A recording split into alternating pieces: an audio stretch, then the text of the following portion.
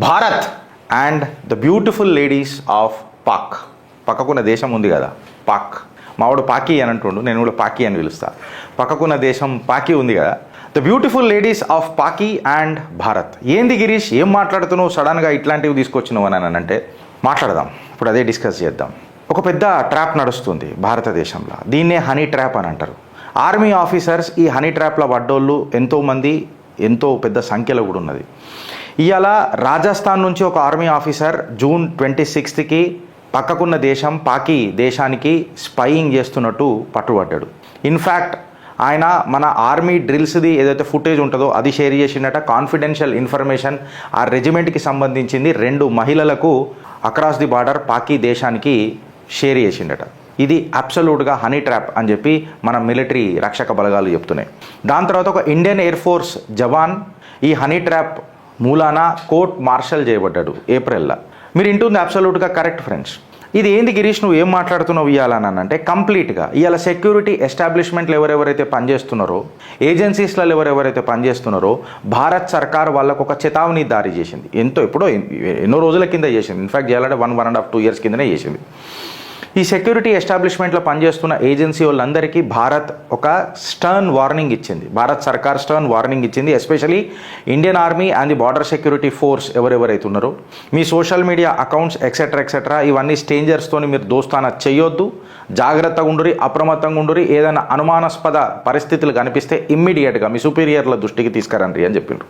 Inter service మన ISI అని చెప్పి మనం మాట్లాడతాం. పాక్కి సంబంధించిన ప్రీమియర్ ఇంటెలిజెన్స్ ఏజెన్సీ ఏదైతే ఉన్నదో ఇట్లాంటి నాటకాలను స్పాన్సర్ చేసుట్లా అది నంబర్ 1 అనేది అందరికీ మనకు తెలుసు. ఇన్ఫ్యాక్ట్ ఇట్లాంటి కోవర్ట్ ఆపరేషన్ చేసుట్లా ఐఎస్ఐకి మించిన పెద్ద ఒక సంస్థ లేదు. అసలు ఫస్ట్ ఏదైనా తీవ్రవాద సంస్థ ప్రపంచంలో ఉన్నది అని అంటే అది ఫస్ట్ ఐఎస్ఐ అని చెప్పాలి. It is not an intelligence agency for Pakistan, actually అదొక తీవ్రవాద సంస్థ అని చెప్పాలి. ఇప్పుడు మీరు ఇంటుంది జర జాగ్రత్తగా వినండి friends. Notorious unit called 412, notorious unit 412 ఒక షాడో ఆర్గనైజేషన్ ఆఫ్ ఐఎస్ఐ. ఇది కేవలం honey trap operations, sabotage and targeted killings చేస్తుంది భారత్లో. మీరు ఇంటుంది కరెక్ట్. దాని ఆపరేషన్ పేరేంది, నోటోరియస్ యూనిట్ పేరేంది 412. మీరు గూగుల్ చేసి చూసుకోర్రి. యూనిట్ 412 ఆఫ్ ఐఎస్ఐ అని చెప్పి గూగుల్లో కొడితే మీకు కట్ అని పడతాయి మొత్తం. దీని ప్రధాన లక్ష్యం ఏంది, భారత్లో హనీ ట్రాపులు చేసుడు, అమ్మాయిలను పంపించి మన రక్షక బలగాలను కైవసం చేసుకునుడు, ఇన్ఫ్యాక్ట్ చెప్పాలనంటే సాబుటైజ్ చేసుడు, ఇంకా కరెక్ట్గా చెప్పాలనంటే భారత్లో టార్గెట్ కిల్లింగ్స్ చేసుడు ఈ యూనిట్ యొక్క ప్రధాన లక్ష్యం. యూనిట్ 412 నిజంగా చెప్పాలనంటే ఒక సీక్రెట్ యూనిట్, ఐఎస్ఐ లోపల ఉన్న ఒక సీక్రెట్ యూనిట్. హెడ్ క్వార్టర్డ్ కరాచీలు ఉంటుంది.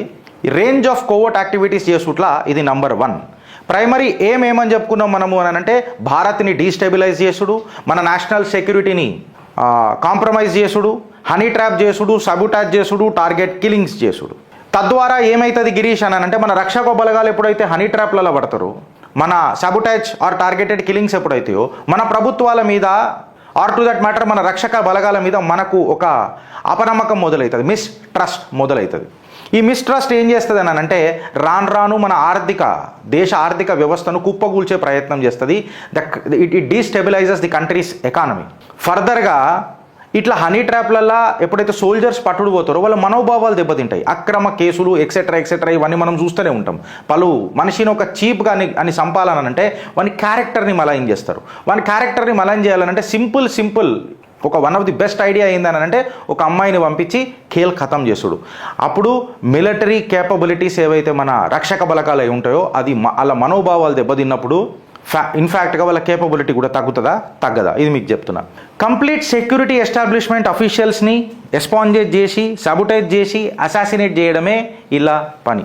పాక్ ఆర్మీ ఏదైతే క్రాస్ బార్డర్లో మనకు ఉంటుందో ఇప్పటి వరకు 10 మాడ్యూళ్ళు తయారు చేసింది. సుమారు మోర్ దెన్ 100 మహిళలను ఈ హనీ ట్రాప్లా మన భారత్కి మిలిటరీ ఎస్టాబ్లిష్మెంట్కి అగెయిన్స్ట్గా వాడకంలోకి తీసుకొచ్చింది. ఇన్ఫ్యాక్ట్ చేయాలంటే స్పై చేయడం మొదలెట్టింది.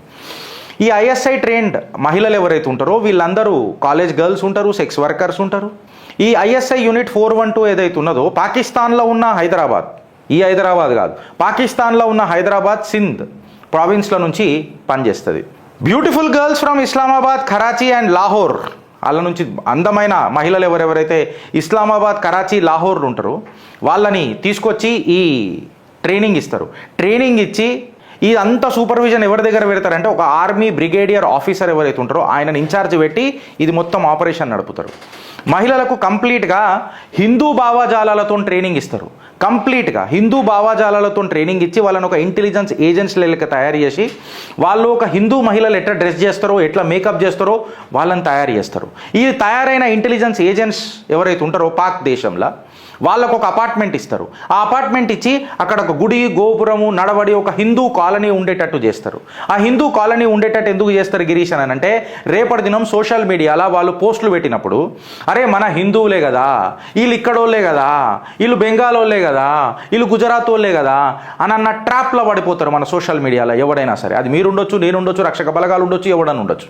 బికాస్ వాళ్ళు గుడికి పోయినట్టు కనిపిస్తారు. ఆ గుడి కూడా ఆడ సెటప్ ప్రాంతం ఉంటుంది. ఇన్ఫ్యాక్ట్ చెప్పాలనంటే ఒక బిగ్ బాస్ ఎపిసోడ్ రన్ చేస్తారు వీళ్ళు పక్కకున్న పాకీ దేశంలో. ఈ ఏజెంట్స్ కంప్లీట్గా ఫ్రీక్వెంట్గా ఫ్రెండ్ రిక్వెస్ట్లు పెట్టుడు మొదలెడతారు. ఆ గుళ్ళు గోపురాలు ఆ కాలనీ మొత్తము ఒక మిలిటరీ ఎస్టాబ్లిష్మెంట్లు నడుస్తుంది కాబట్టి Pak military establishment under the supervision of ISI ఈ యూనిట్ 412 నడుపుతుంది కాబట్టి ఈ ట్రాప్లో మనం ఈజీ పడిపోతాం. అరే మనోళ్ళే కదా, మన దేశ ప్రజలే కదా అని చెప్పి ట్రాప్ పడిపోతాం. మెల్లగా ఫ్రెండ్ రిక్వెస్ట్ సోషల్ మీడియాలో స్టార్ట్ అవుతుంది. దాని తర్వాత ఒక మెల్లగా రొమాంటిక్ కన్వర్జేషన్ స్టార్ట్ అవుతాయి. ఆ రొమాంటిక్ కన్వర్జేషన్ స్టార్ట్ అయిన తర్వాత ఇక ఆబ్వియస్గా మనకు తెలుసు సెక్స్ టాక్ మొదలవుతుంది. అక్కడికేని క్లియర్ కట్గా నేకెడ్ వీడియో కాల్స్ దాకా పోతుంది. నేకెడ్ వీడియో కాల్స్ కాడికి పోగానే అలా ట్రస్ట్ గెలుచుకోగానే ఇవన్నీ రికార్డ్ చేసి బ్లాక్మెయిలింగ్ మొదలెడుతుంది ఈ యూనిట్ 412 ఆఫ్ ఐఎస్ఐ. ఈ క్రూషల్ ఇన్ఫర్మేషన్ లాగానికే బ్లాక్మెయిల్ చేసి ఈ బయట మేము సోషల్ మీడియాలో పెట్టేస్తామని చెప్పి వాళ్ళని బ్లాక్మెయిల్ చేసుడు మొదలెట్టేస్తారు. కీలకమైన ఇన్ఫర్మేషన్ ఏదైతే మన మిలిటరీ అవుట్ పోస్టులు ఉంటాయో and to that matter strategic resources ఉంటాయో వీటి మీద కన్నేసి ఇదంతా నడుపుతారు. 2016లో ఇండియన్ సెక్యూరిటీ అథారిటీస్ ఏవైతే ఉంటాయో ఒక సైబర్ యూనిట్ కరాచీ మీద ఇన్వెస్టిగేషన్ మొదలెట్టిండ్రు. ఇన్వెస్టిగేషన్ మొదలెట్టినప్పుడు వీళ్ళు మన సీక్రెట్ సెక్యూరిటీ ఇన్ఫర్మేషన్ ఏదైతుందో అది దొంగలించి ఇక్కడ మన ఇన్ఫర్మేషన్ని కమ్యూనికేషన్స్ని ఇంటర్సెప్ట్ చేస్తున్నారు అని చెప్పి 2016లో ఇండియన్ సెక్యూరిటీ అథారిటీస్ దీని మీద ఒక నిఘా పెట్టుడు మొదలెట్టినాయి. సుమారు 300 మంది హ్యాకర్లు ఉన్నారు. ఈ హ్యాకర్లకు నేతృత్వం వహిస్తున్నాడు ఎవడు అని అంటే సజ్జద్ అండ్ అబిద్ రానా అని చెప్పి కొంతమంది ఉన్నారు. వీళ్ళు ఒక ట్రోజన్ మాల్ఫేర్ని కంప్లీట్గా మన మొబైల్ అప్లికేషన్స్కో లేదా డెస్క్టాప్ అప్లికేషన్స్లో తీసుకొని వచ్చి ఎక్స్పెషల్లీ థౌజండ్స్ ఆఫ్ ఇండియన్ ఆఫీసర్స్ని హనీ ట్రాప్ అన్న చేస్తారు. లేకపోతే ఒక మాల్వేర్ అలా మొబైల్లోనో డెస్క్టాప్లోనో పంపి కీలకమైన ఇన్ఫర్మేషన్ అండ్ కమ్యూనికేషన్ దొంగతనం చేయనికే ప్రయత్నం చేస్తారు by means of a Trojan malware. ఈ సాఫ్ట్వేర్ ఏదైతే ఉన్నదో ఇది సిగ్నిఫికెంట్గా ఒక డేటా లాగానికే టెలిఫోన్ కన్వర్జేషన్స్ గుంజనికే ఎవడెవడితో ఎప్పుడెప్పుడు ఏ రకంగా మాట్లాడుతుండో తీయనికే ఇది మొత్తం తీస్తారు. ఒకటి మీరు అర్థం చేసుకోవాల్సింది ఏంటంటే 2015లో ఒక ఎస్మెష్ యాప్ అని ఒకటి ఉన్నది. ఈ స్పైర్వేర్ని మన డెస్క్టాప్ ఇంకా ఇక్కడ మన ఏమంటారు ఇళ్ళల్లో అప్లోడ్ చేశారు. పఠాన్కోట్ మన జనవరి 2016 ఎప్పుడు అయింది కదా, అక్కడ మిలిటరీ ట్రూప్స్ యొక్క మూమెంట్ ఎట్లా తెలిసింది? ఇండియన్ ఎయిర్ ఫోర్స్ యొక్క మిలిటరీ ట్రూప్స్ ఏవైతే ఉండేనో పఠాన్కోట్ 2016లో ఇలా ఎట్లా తెలిసింది అని అంటే ఈ ఎస్మెష్ యాప్ వల్లనే. ఈ యాప్స్ అలా మొబైల్లో కొంతమంది ఆఫీసర్లలో డౌన్లోడ్ చేసి ఎక్కడ మూవ్ అవుతున్నారు ఏమవుతున్నారు అప్పటి లోపల before the officer could officer realize చేసే లోపల కన్సిడరబుల్ డ్యామేజ్ చేసేస్తారు. వీళ్ళు చేసేసి కంప్లీట్గా స్పైవేర్ అలా పెట్టి అలా మొబైల్ అలా నార్మల్గానే అనిపిస్తుంది మీకు, కాకపోతే ఇలా ఇవన్నీ ట్రాక్ చేస్తూ ఉంటారు. ఇలా మైక్రోఫోను ఇలా కెమెరా ఆన్ ఉంటుందొచ్చు, ఎక్కడెక్కడ ఎట్లా చేస్తారో ఇక సినిమాలలో మనం అన్ని చూస్తూనే ఉన్నాం. ఇవాళ రేపు లేటెస్ట్గా ఒక సినిమా వచ్చింది లాగ్ ఆఫ్ అని సంథింగ్ లైక్ దాట్. సో ఇలా పఠాన్కోట్ జరగడానికి కారణం కూడా ఏంది అని అంటే ఇట్లాంటి యూనిట్ 412 ఆఫ్ ఐఎస్ఐ పాకిస్తాన్ లాంటి సంస్థలు ఏవైతే ఐఎస్ఐ నేతృత్వంలో నడుస్తున్నాయో వాళ్ళు చేస్తున్నారు. ఇప్పుడు ఈ స్పైవేర్ ఏదైతే పర్సనల్ డేటా ఇదంతా చురాస్తున్నదో, ఫోన్ లాక్స్ చురాస్తున్నదో, మన ఫొటోస్ దొంగతనం చేస్తున్నదో, మన డివైస్ని కాంప్రమైజ్ చేస్తున్నదో, గూగుల్ ప్లే ఈ ఎస్మెష్ యాప్ అనే దాన్ని ఇలా బ్యాన్ చేసిందని అనుకుంటా గూగుల్. మన రక్షక బలగాలు ఆల్రెడీ గూగుల్కి అప్రమత్తం చేసినాయి, or to that matter various agencies అప్రమత్తం చేసినాయి. ఇప్పుడు ఇది గూగుల్ యాప్లా వస్తలేదని అని చెప్పి నేను భావిస్తున్నాను. నేను వెరిఫై చేయలేదు, బట్ ఇన్ ఎనీ కేస్ మీకు ఏమైనా ఉంటే ఒకసారి వెరిఫై చేసి చెప్పండి.